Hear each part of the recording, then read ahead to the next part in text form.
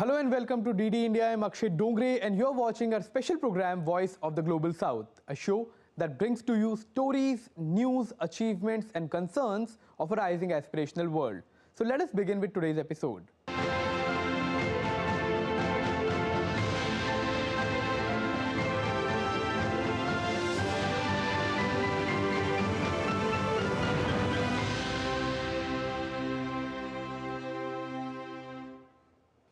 India hosted the Global Partnership on AI Summit in New Delhi that brought together all the recent major initiatives for artificial intelligence at one platform. The summit saw participation from 29 countries and over 150 global AI experts. All members unanimously signed the GPA New Delhi Declaration that emphasized on advancing safe, secure, trustworthy AI and commitment to supporting the sustainability of GPA projects.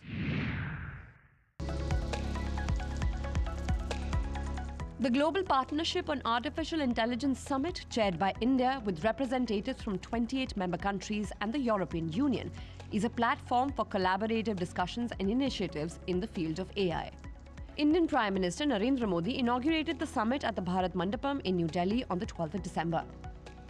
Prime Minister Narendra Modi also declared that AI possesses the capability to transform India's technological landscape.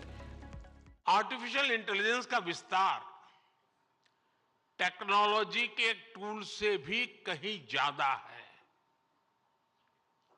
AI हमारे नए भविष्य को गढ़ने का सबसे बड़ा आधार बन रही है। The shortage of computing power due to GPU scarcity was a key point of discussion during the summit. While expressing the numerous beneficial elements of AI, Prime Minister highlighted the adverse implications associated with it that are of equivalent significance. AI 21वीं सदी में विकास का सबसे बड़ा tool बन सकता है और 21वीं सदी को तबाह करने में भी सबसे बड़ी भूमिका निभा भी सकता है। डीप फेक का चैलेंज आज पूरी दुनिया के सामने है। इसके अलावा साइबर सिक्योरिटी, डेटा थेफ्ट और आतंकियों के हाथ में एआई टूल्स के आने का भी बहुत बड़ा खतरा है। Echoing the sentiments, French Minister for Digital Transition stressed upon the role of AI in strengthening democracies. We also wanted to be an inclusive platform that is open to like-minded partners that share our vision of a human-centric AI and attachment to democracy. All 29 member nations of the Global Partnership on Artificial Intelligence Summit unanimously adopted the New Delhi Declaration on December 13th. The declaration outlines a collaborative effort to advance artificial intelligence applications in crucial sectors such as healthcare and agriculture, with a notable emphasis on addressing the needs of the Global South. At the third-day Global AI Summit, leading AI enterprises and startups from India and around the globe showcased their innovations. Prime Minister Narendra Modi paid a visit at the special expo held on the sidelines of the summit. We work mainly on robotics and we do wearable sensors. So we work on the wearable sensors for motion capture and risk analysis. So I think we use AI technology, so it's quite important to be here in this summit. The discussions at the summit reflect the global recognition of the transformative potential of AI and the shared responsibility in addressing challenges and ensuring its ethical and beneficial development. And after 2 weeks of hard-fought negotiations, the world came together to adopt measures to fight climate change and keep global warming in check. However, despite the claims of a historic deal in COP28, loopholes remain, and while the world has agreed to transition away from the era of fossil fuels, the Global South has key concerns which will need to be addressed by the world.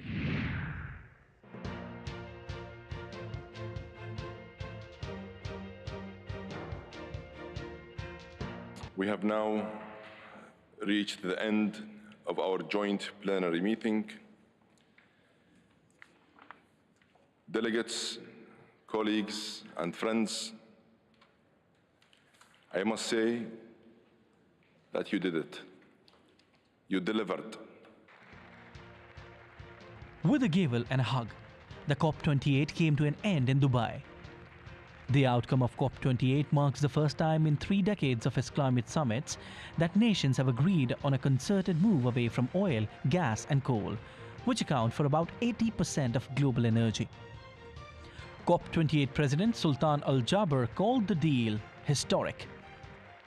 We have confronted realities and we have set the world in the right direction. We have given it a robust action plan to keep 1.5 within reach. It is a plan that is led by the science. It is a balanced plan that tackles emissions, bridges the gap on adaptation, reimagines global finance, and delivers on loss and damage. The key outcomes of the summit to tackle climate change included a just transition away from fossil fuels by 2050, prioritizing zero and low emission technologies like renewables and nuclear, phasing out inefficient fossil fuel subsidies, accelerating the phase down of coal power and rapidly deploying clean transportation solutions. The future role of fossil fuels remained the most contentious issue at the 2-week summit in Dubai. More than 100 countries had lobbied for strong language to phase out oil, gas and coal use, but faced opposition from the Saudi-led oil producer group OPEC, which argued that the world can slash emissions without shunning specific fuels. We cannot miss any opportunity to reduce emissions, regardless of the source or sector. We must employ all techniques in this regard. Disagreements, however, remained over the success of the outcome. We have come to the conclusion that the course correction that is needed has not been secured. We have made an incremental advancement over business as usual, when what we really needed is an exponential step change in our actions and support. Nations from the global south that has been particularly impacted by adverse effects of climate change voiced for climate finance for the underdeveloped and developing world for a timely transition. Bangladesh is trying its level best to phase out. Obviously, it would require climate finance, technology support and investment. We have not seen that forthcoming at the rate that it deserves and at the rate which will enable Bangladesh to phase out on a faster track. It has the pathway, it is looking at the plans, but it is a country of 170 million people and they still need to go to school and have hospitals and they need to develop. So it would be difficult to say outright that Bangladesh will be able to do this in the short term. It could do a lot more if the climate finance was there, if the technological support was there. India, in the beginning of the summit, had highlighted the need for the developed world to shoulder responsibility through climate finance and sharing of technology. Global south के तमाम देशों की climate change में भूमिका बहुत कम रही है, पर क्लाइमेट चेंज के दुष्प्रभाव उन पर कहीं अधिक है। संसाधनों की कमी के बावजूद ये देश क्लाइमेट एक्शन के लिए प्रतिबद्ध है। ग्लोबल साउथ की आकांक्षाओं को पूरा करने के लिए क्लाइमेट फाइनेंस और टेक्नोलॉजी बहुत ही जरूरी है। While the COP28 is being claimed as a step in the right direction, the implantation will be the key for a safer future of the world. The Israel-Hamas conflict has entered its 3rd month after a brief ceasefire. The hostilities have erupted in the region once again, and there seems to be no end to the conflict anytime soon. Worried with the mounting loss of lives due to the conflict, the United Nations General Assembly passed a symbolic resolution to demand an immediate ceasefire and return of the hostages. However, whether the resolution will be implemented by the warring factions will decide the credibility of not just such resolutions in future, but also the credibility of the decisions by the United Nations. The United Nations on Tuesday demanded an immediate humanitarian ceasefire in the Israel-Hamas conflict after more than three-quarters of the 193-member General Assembly backed the move, which had been vetoed by the United States in the Security Council last week. Member states adopted a resolution demanding an immediate humanitarian ceasefire, the immediate and unconditional release of all hostages, as well as ensuring humanitarian access. I used my recent attendance at the Doha Forum and every other platform I can to encourage cooperation among states with the same singular goal in mind: to make peace for all. In the name of humanity, I ask you all once again, stop this violence now. The resolution also reiterated the General Assembly's demand that all parties comply with their obligations under international law, including international humanitarian law, notably with regard to the protection of civilians. The resolution was adopted to a round of applause with 153 votes in favor, while 23 countries abstained from the vote. The United States does not have a veto in the General Assembly. It voted against the resolution along with Israel and 8 other countries. Any ceasefire right now would be temporary at the best and dangerous at worst. Dangerous to Israelis, who would be subject to relentless attacks, and also dangerous to Palestinians, who deserve the chance to build a better future for themselves, free from Hamas. Israel's ambassador to the UN, G. Erdogan, argued that the ceasefire will only favor Hamas. He also decreed what he said was a hypocritical resolution. A ceasefire means one thing and one thing only: ensuring the survival of Hamas, ensuring the survival of genocidal terrorists committed to the annihilation of Israel and Jews. This is no secret.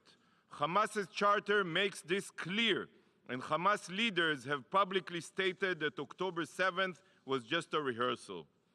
India voted in favor of the draft resolution in the UNGA's emergency session. India's permanent representative to the UN, Ruchira Kamboj, noted that there is an enormous humanitarian crisis and a large-scale loss of human lives. Our challenge in this extraordinarily difficult time is to strike the right balance. The gravity and complexity of what the international community faces is underlined by the Secretary-General invoking Article 99 of the Charter of the United Nations. We therefore welcome the fact that the international community has been able to find a common ground to address the multiple challenges facing the region right now. Prior to the UNSC resolution, 2 amendments making specific reference to the terror group Hamas were voted down by members. The vote comes as the conflict between Israel and Hamas enters its 3rd month. We will take a small break here and be back with more Global South stories on the other side. Keep watching.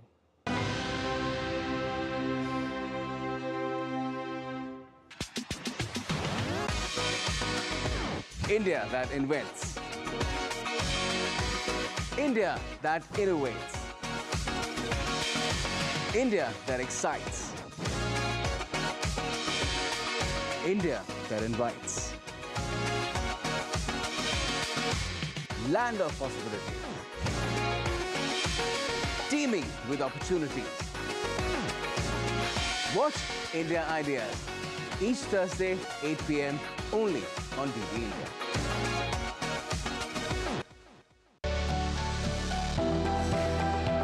Turning crisis into opportunity, transforming ideas into action, stories of real change, tales of sustainable solution. This series is going to tell stories of such change makers. Watch Change Makers on DD India. Welcome back. You're watching DD India and this is Voice of the Global South. Let's move on to our next stories.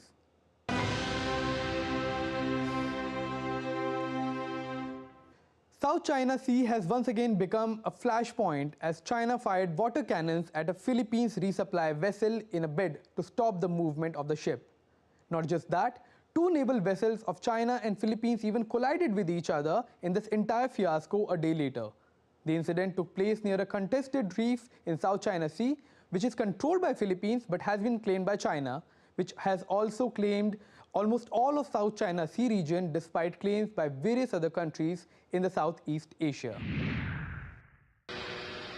A Philippine boat and a Chinese Coast Guard ship collided near Second Thomas Shoal, a contested reef in the South China Sea, as the tensions between the two countries escalated to dangerous levels.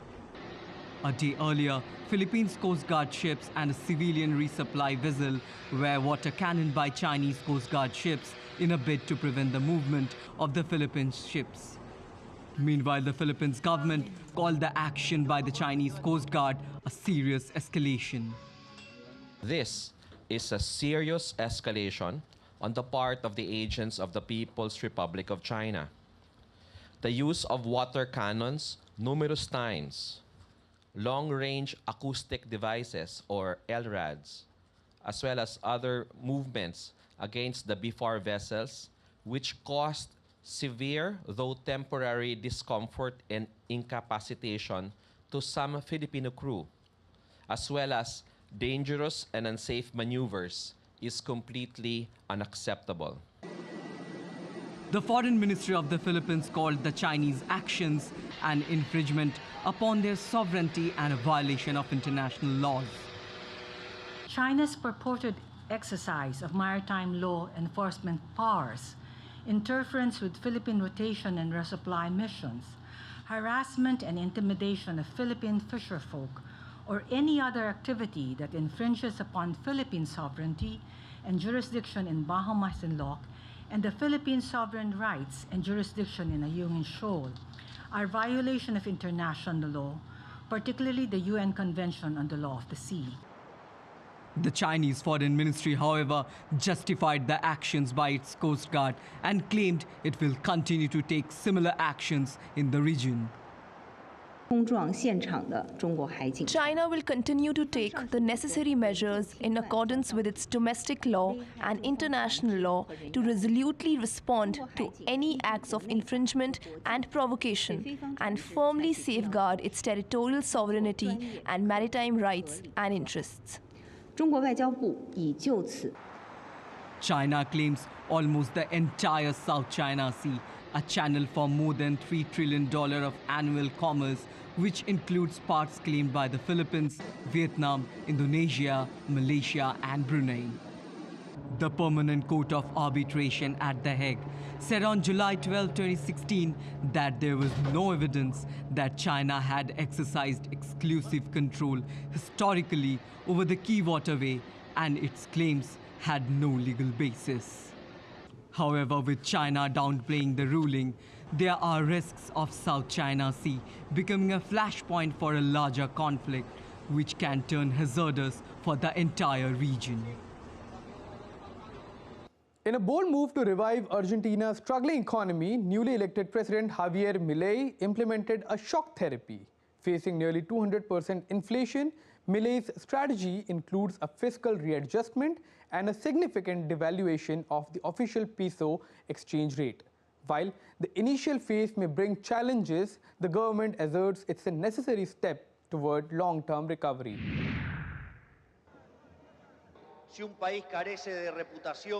If a country is lacking in reputation, as is unfortunately the case with Argentina, business will not invest until they see a fiscal readjustment, bringing it down. And unfortunately, I have to tell you again that there is no money. The newly elected Argentinian president, Javier Milei, apprised the people of difficult decisions being taken to bring the economy back on track. Inflation in Argentina reached almost 200% in the last months, and Javier Milei's presidential campaign centered around economic recovery. He now has introduced a shock therapy for the economy. The conclusion is that there is no other alternative to adjustment, and there is no other alternative to shock. The term shock therapy includes fiscal shock, weakening its official peso exchange rate over 50% to 800 per dollar to fix the country's worst economic crisis in decades, with inflation heading towards 200%. Currently, 4 in 10 people are living in poverty and currency controls have been put in place to protect the peso. The country is also largest debtor by IMF. However, the slew of measures by the government are being welcomed by the people suffering from economic turmoil. I would like to have a vacation around 15 days or 20 days. I deserve it, but I can't. If I take 15 days off, I wouldn't have enough money. But I would like a vacation like any other worker. According to the government, the initial phase will be a challenge, but gradually will mend in.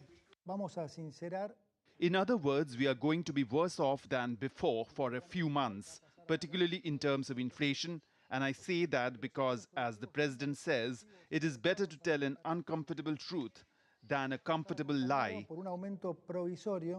The debt crisis triggering economic issues in Argentina isn't just a local concern. Its ripple effects could also extend to other parts of the global south. Colombian Navy's massive drug bust, a part of international anti-narcotic operation, has seized around 388 tons of narcotic substances. Authorities, through initiatives like Orion Naval Campaign, are making sure that their people are safe and helping the world fight drug trafficking. These determined measures serve as a guiding light in the ongoing struggle against the threat of illicit drug trade in the region, offering hope for a brighter future. A big blow to transnational drug trafficking in South America after a massive drug bust by the Colombian Navy. The development was part of an international anti-narcotic operation. Illegal drug trafficking has been a major cause of concern in South America. A total of 388 tons of narcotic substances broke down as 195 tons of cocaine, 175 tons of marijuana, 14.5 tons of hash, 3.5 tons of cocaine paste, 17 kilograms of methamphetamines, 13 kilograms of heroin. These 388 tons have been taken from drug traffickers, but most importantly, we avoided them getting into the hands of consumers. Earlier this month, another incident was reported where cocaine weighing around 1,108 kgs, wrapped in Disney-themed packaging, was recovered from the sea of Colombia after the country's navy intercepted a smuggler's boat. The Coast Guard units got to retrieve 44 packets containing 1,100 rectangular packages, which tested positive of chlorhydrate of cocaine after carrying out the PIPH test. The Orion Naval Campaign, initiated in 2017, has strengthened interdiction operations to disrupt transnational narco-trafficking networks and related crimes. The Orion Naval Campaign has become the largest operation to fight different types of transnational organized crime in the sea in history. Never before have 102 institutions and 24 countries had a shared common responsibility, and we have joined efforts to neutralize the common threat of drug trafficking. South America has long been struggling with the menace of drug trafficking. However, the recent decisive actions taken by the Colombian authorities have become a beacon of hope in the war against drugs. The recent actions have highlighted how the Latin American nations are not only safeguarding their own citizens, but also contributing to global efforts against transnational crime. Highly pathogenic avian influenza, commonly known as bird flu, has caused havoc in Brazil. The avian virus has claimed lives of more than 1,000 sea mammals in the country. The risk of contamination to humans has forced the authorities to declare a state of health emergency in the region. It has also created a fear of an outbreak to the commercial poultry farms. The lethal form of bird flu has been killing millions of wild birds around the world, but it's spread to Brazil recently.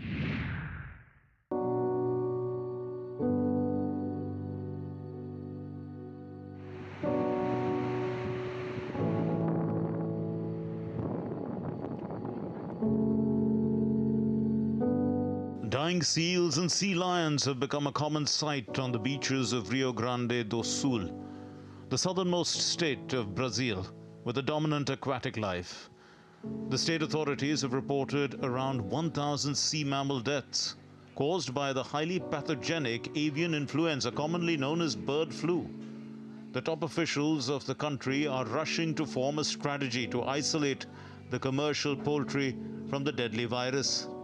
Experts say that the carcasses have to be buried or incinerated as soon as possible to reduce the risk of contaminating humans or other animals. The idea is to try to eradicate the corpses of the wild animals with these controls to stop the virus from continuing its advance and reaching cattle or humans eventually, though risk for humans is low. The virus attacks the nervous system, leading to symptoms like convulsing in aquatic creatures. We consider this animal to have symptoms because of this movement he is doing, mainly with his head. They are not common movements for the species. He is turning his neck. That animal is alive. He is not very thin, but he has got symptoms. He probably has the avian flu and influenza virus. The virus has a neurological reaction as well, so those movements can be a reflection of that neurological reaction that the virus has on animals. Some animals also have spasms and even convulsion. To contain the disease, Brazil's agriculture ministry has declared a health emergency. Brazil being the world's top chicken exporter, the agriculture ministry took preventive steps to avoid an outbreak on commercial poultry farms, which can wreak havoc in the neighboring countries as well if not contained in time.